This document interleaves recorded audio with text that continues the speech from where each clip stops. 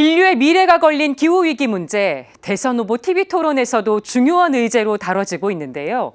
토론에서 언급돼 화제가 된 용어가 있죠. 바로 알리백과 텍소놈입니다.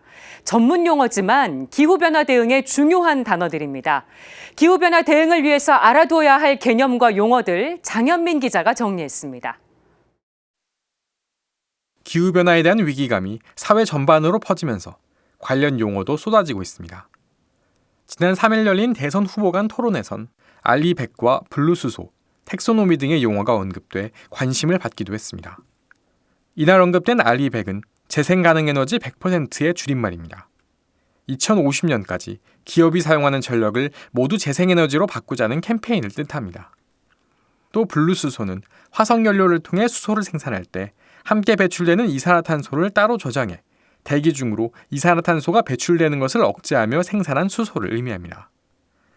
텍소노미는 어떤 활동이 친환경적인지 분류하는 기준으로 녹색 분류 체계라고 부릅니다. 다만 이날 토론에서도 문제가 됐듯 기후위기 용어에 대한 우리 사회의 이해도는 생각보다 높지 않습니다.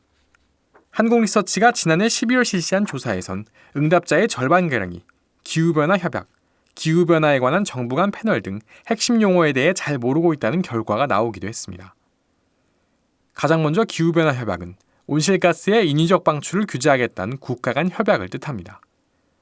이 협약의 준수 상황과 기후변화에 대한 위기 등을 평가하는 역할을 하는 게 기후변화에 관한 정부 간 패널, 즉 IPCC입니다.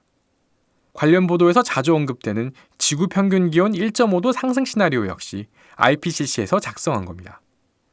또 기후변화 협약에 가입한 나라들은 매년 당사국 총회, 일명 COP라고 불리는 회의를 열고 기후변화 관련 대응 등을 논의합니다. 특히 파리에서 열렸던 21번째 COP에서 결정된 것이 파리 기후변화 협약, 즉 파리협정입니다. 파리협정의 가장 큰 특징은 협정에 참여한 모든 나라에 탄소 배출 감축 의무를 부여했다는 점입니다.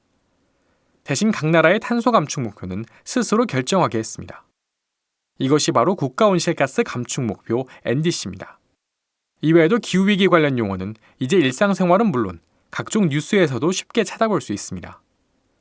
우리가 일상생활을 통해 배출하는 이산화탄소는 탄소 발자국이라는 이름으로 측정됩니다. 또 환경을 생각하며 소비하는 그린 슈머가 늘면서 폐기물을 아예 만들지 말자는 제로 웨이스트가 각광받고 있고 폐기물을 재사용하는 업사이클링 역시 주목받고 있습니다. 기업들은 환경과 투명한 구조, 사회적 영향 등을 경영평가 기준으로 삼겠다는 ESG 경영을 선언했습니다. 또 유럽의 국가들은 탄소를 다량으로 배출하는 수입품에 탄소 국경세를 부과하겠다는 계획을 공개하기도 했습니다. CPBC 장혜민입니다.